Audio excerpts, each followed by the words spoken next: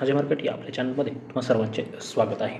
आज गुरुवारी एक्सपायरीचा दिवस होता आणि एक्सपायरीच्या दिवशी अतिशय छान असा एक फॉल आपण मार्केटमध्ये पाहिलेला आहे. आता याच्यासाठी बरीचशी कारणं असतील. खरं तर एक्सपायरीसाठी एक फॉल होऊ शकतो का, तर होऊ शकतो. काल आपण एक या पद्धतीची कॅन्डल पाहिली होती, म्हणजे रिव्हर्सल कॅन्डल याला म्हणू शकतो.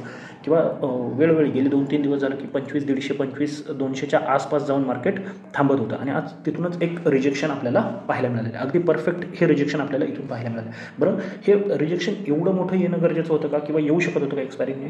तर नक्कीच नाही. आजचं जे रिजेक्शन आहे ना, ते मॅक्सिमम 24,960 येणं अपेक्षित होतं. मग त्यानंतरचे जे जवळजवळ 100 ते 1,200 पॉईंट आलेले आहेत ना, ते कशामुळे आलेले आहेत? तर ते ग्लोबल मार्केटमुळे. हा फॉलोच पूर्ण आपण ग्लोबल मार्केटला फॉलो करून झालेला आहे. तर ते कसं एकदा समजून घेऊयात. सध्याला सगळ्यात महत्त्वाची न्यूज मार्केटमध्ये काय असेल, तर ती आहे इराण आणि इस्रायल यांचे मध्ये जे काही कॉन्फ्लिक्ट चालू आहेत ते. आणि याच्यामध्ये सगळ्यात महत्त्वाची गोष्ट काय आहे, तर यावेळेस इस्रायलच्या बाजूने US नाही आहे. अगदीच बाजूने नाही आहे अशातला भाग नाही आहे, परंतु हे इस्रायलचं असं चालू आहे की सध्याला USAला बाजूला सारून व त्यांचा विचार न घेता त्यांचं इराणवरती अटॅक करण्याची तयारी चालू आहे. आणि हे आपल्याला काही दिवसात होताना पाहायला मिळेल, किंवा गेल्या 2-3 दिवसांमधील जे डेव्हलपमेंट आहे ना, ते तशा पद्धतीने आहे. याच्यामुळेच आपण पाहतो की क्रूड गेल्या 3-4 दिवसामध्ये जवळजवळ 5-6% वाढताना पाहायला मिळालेला आहे. आणि क्रूडमध्ये ही जी मुवमेंट येते ना, कारण का तिथे ज्या पद्धतीचा सेटअप बनतो किंवा ज्या पद्धतीचा रॅली बनते किंवा फॉल होतो ना, तर ग्लोबलचा खूप इम्पॅक्ट त्याच्यावरती असतो आणि आपल्याला ते पाहायला मिळालं. त्याचाही इम्पॅक्ट आपल्या मार्केटवरती आज बऱ्याच प्रमाणामध्ये पाहायला मिळाला. आणि मग त्यानंतर ज्या काही एक्सपायरीच्या पोझिशन ॲडजस्टमेंट असतील ना, ते आपण ओव्हरऑल आज पाहिलेलं आहे. आशा आहे तुम्हाला प्रॉफिट झाला असेल. बरेच जण, मी स्वतः आज दिवसभर लॉसमध्ये आहे. मी आज दिवसभरामध्ये माझा एक ट्रेड, मी इथे 2500चा पुट ट्राय केलं होता, परंतु ऑर्डर थोड्या वेळाने मिस झाली आणि त्याच्यामुळे मग मला दिवसभर दुसरा कोणताही मी पुटचा ट्रेड केलेला नाही आहे. मग माझ्याकडे कॅरी फॉरवर्ड कॉल होते, त्यांचे SL हिट झालेले आहेत.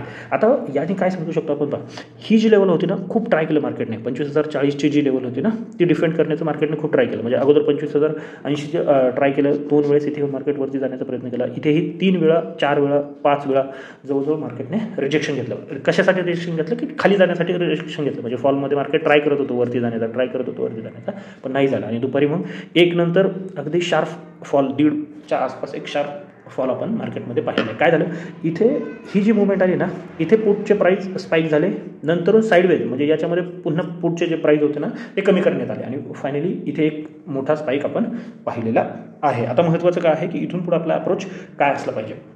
आता ग्लोबलचं टेन्शन जे आहे ना, ते उद्या किंवा परवा लक्षात येईल, किंवा मार्केट प्रत्येक गोष्टीनं मार्केट पचवत असतं. सुरुवातीला थोडं रिॲक्शन येते आणि नंतर मग मार्केट त्याला प्राईज इन करून चालत असतं. आज थोडा वीकसुद्धा वाढताना पाहायला मिळेल. आता महत्त्वाचं काय असणार आहे उद्यासाठी, तर उद्यासाठी 2 लेवल खूप इम्पॉर्टंट असणार आहे. एक आहे वरती ही जी लेवल आहे 960ची, याच्यावरती आपण खूप इम्पॉर्टन्स आहे आपल्यासाठी, ती आहे 24,960, 980 ही लेवल.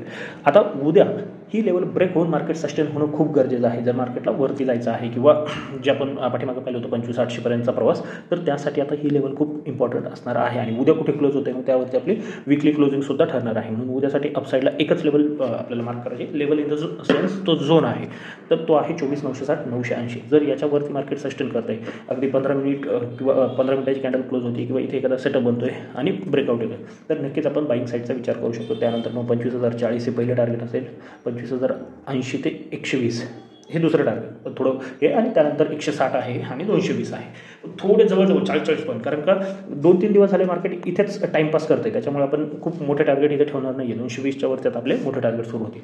आता खरी जी मजा आहे, किंवा खरं जो सपोर्ट आहे ना, तो आहे डाऊन साईडला. थोडी टाईम फ्रेम मोठी करू, आवरली टाईम फ्रेमवरती पाहिल्याच्या नंतर तुमच्या लक्षात येईल. हे आवरली टाईम फ्रेमवरती पाहिल्यानंतर काय दिसतं तुम्हाला, मार्केटने ही जी रेंज आहे ना, इथे खूप वेळ घालवलेला आहे अगोदर, वरती जाण्याच्या अगोदरही. आणि आता मार्केट पुढे पुन्हा तीच लेवल टेस्ट करायला येत आहे.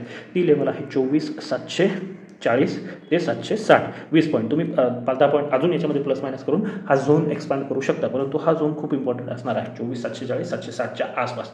जर मार्केटला खाली जायचं असेल ना आता, तर ही रेंज तोडावी लागेल. आणि जर ही रेंज तुटली, तर ग्लोबल मार्केटचा जो इम्पॅक्ट आहे ना त्याने अजून 300 ते 400 पॉईंटचा फॉल आपण खाली पाहू शकतो. मग जी लेवल सर्वाईव्ह करत होतो आपण गेल्या 2 आठवडे ती होती 24,500. कदाचित ती सुद्धा ब्रेक होताना आपल्याला पाहायला मिळेल. उद्या त्याची आवश्यकता पडू शकते का, तर शक्यता कमी आहे. तरीही लेवल तयार असावेत म्हणून पहिला जो ट्रेड असणार आहे इथे तुम्ही एक ट्राय घेऊ शकता. जर मार्केट फ्लॅट ओपन होऊन इथे येऊन एखादा डबल बॉटम वगैरे बनवतोय तर छोट्या मोठ्या क्वांटिटीने 30-40% क्वांटिटीने तुम्ही बाईंगचा विचार करू शकता. 720-740 याच्यामध्ये जो सेटअप बनेल ना त्यानुसार तुम्ही स्टॉप लॉस प्लेस करू शकता. मग अपसाईडला तुम्ही जो काही स्टॉप लॉस बनेल त्यानुसार 1:2 1:3 या पद्धतीचं टार्गेट सेट करू शकता. आता डाऊन साईड कुठपर्यंत जाऊ शकते, जर 760 ही लेवल ब्रेक झाली, त्याच्या खाली सस्टेन केला 740-760 याच्या खाली जर मार्केट सस्टेन करत आहे तर मात्र एक फॉल आपण पाहू शकतो. त्याच्यानंतर मग तुमचं 24,650 ही एक लेवल आहे. खरं तर 24,680 आहे. आपण खूप वेळा डिस्कस केले. 20-30 मी राऊंड फिगर लेवल सांगतोय तर 24,650 आहे. त्यानंतर 24,580 आहे, 520 आहे, 450 आहेत. तर खूप लेवल ओपन होत आहे हे लक्षात ठेवायचं आहे. ॲटलिस्ट 24,480 आपण जाण्याचा प्रयत्न करू शकतो. म्हणजे याच्या खाली सुद्धा जवळजवळ 300 पॉईंटचा फॉल आपण पाहू शकतो हे लक्षात ठेवायचं आहे. याच्या खालीच डाऊन साईडचा ट्रेड प्लॅन करत आहे. आणि जर असं वाटलं तुम्हाला की उद्या मार्केट टाइम पास करते तर रेंज थोडी मोठी बनते. 760 आणि वरती 960 म्हणजे जवळजवळ 200 पॉईंटची रेंज आहे. याच्यामध्ये तुम्ही रेंज प्ले करता येत असेल तर ट्रेड करा, अदरवाईज इथे थोडं अवॉइड करायचं आहे. इम्पॅक्ट ग्लोबल मार्केटचा आहे, ग्लोबल न्यूजचा आहे. त्याच्यामुळे आपल्या मार्केटचा डेटा थोडा साईडला पडू शकतो हे लक्षात ठेवायचं. कारण आजही डेटा काही वाईट नव्हतं पण मार्केट खाली येताना आपल्याला पाहायला मिळतं. नवीन डेटा आता तयार होत असतो त्याच्यामध्ये. आता बँक निफ्टी काय सांगते, बँक निफ्टीमध्ये सुद्धा पण निफ्टी एवढा सिव्हिअर फॉल बँक निफ्टीमध्ये नव्हता. 56,000 आज डिफेंड केलेला आहे मार्केटने. खरं तर आज ब्रेक होऊन वगैरे वाटत होतं की जसं निफ्टीने ब्रेक केलं 25,000 तसं 56,000 बँक निफ्टीमध्ये ब्रेक होईल पण नाही झालेलं. आता बँक निफ्टीसाठी सुद्धा जसं तिथे आहे ना तर ही लेवल खूप इम्पॉर्टंट ठरू शकते. ती आहे 55,800.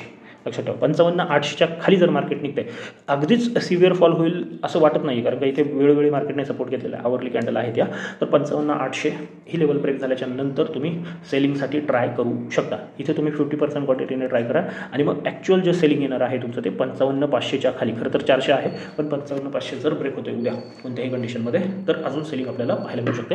मग तो जो फॉल आहे ना तो तुम्हाला अगदी 54,800पर्यंत सुद्धा येऊन जाऊ शकतो. हे फायनल टार्गेट आहे. मध्ये छोटे मोठे टार्गेट मिळणारच आहे. 55,350 आहे, 55,150 आहे, 55,000 ही सायकोलॉजिकल लेवल आहे आणि त्यानंतर 54,800 या लेवलपर्यंत आपण जाऊ शकतो. अपसाईड कुठे आहे, अपसाईड थोडं क्रिटिकल आहे. कारण का निफ्टी तरी स्टेप बाय स्टेप वरती जात होते पण बँक निफ्टीमध्ये प्रेशर क्लिअरली दिसत होतं गेल्या 2-3 दिवसापासून.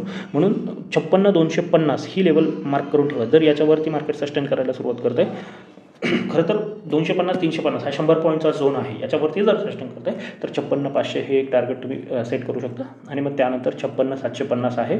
56,750च्या वरती 58 उद्या येण्याची शक्यता थोडी कमी आहे. जर मार्केटला एक लक्षात ठेवा अजूनही दोन्ही जर चार्ट पाहिले तुम्ही तर काय होऊ शकतं, हे कन्सोल्टेशन फेज होतं. याच्यानंतरचं ब्रेकआउट आणि त्यानंतरचं हे जर रिटेस्टिंग ठरणार असेल तर मात्र मार्केट तेवढ्याच शार्प रिकव्हरी आपल्याला इथून देईल. पण हे जे टेस्टिंग आहे ना ते नॉर्मल कंडिशनमध्ये होणं थोडं अपेक्षित होतं.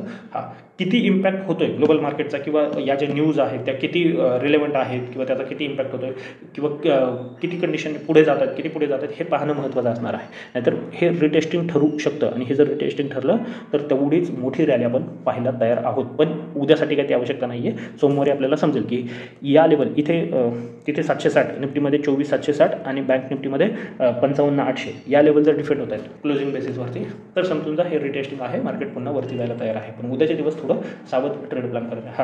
आणि जर सपोर्ट ब्रेक झाले तर डाऊन साईडच्या ट्रेडसाठी सुद्धा तयार राहायचं आहे. मिस करायचे नाही. छोटे मोठे SL प्लेस करा. SL हिट झालं काही हरकत नाही. परंतु जर सपोर्ट ब्रेक होत आहेत तर डाऊन साईडचे ट्रेडसुद्धा आपण नक्की प्लॅन करू शकतो. जरी माहिती आवडली असेल तर नक्की आपल्या चॅनलला सबस्क्राईब करून व्हिडिओला सुद्धा लाईक करून घ्या. तर आजच्यासाठी एवढंच. धन्यवाद. जय हिंद, जय महाराष्ट्र. Keep trading.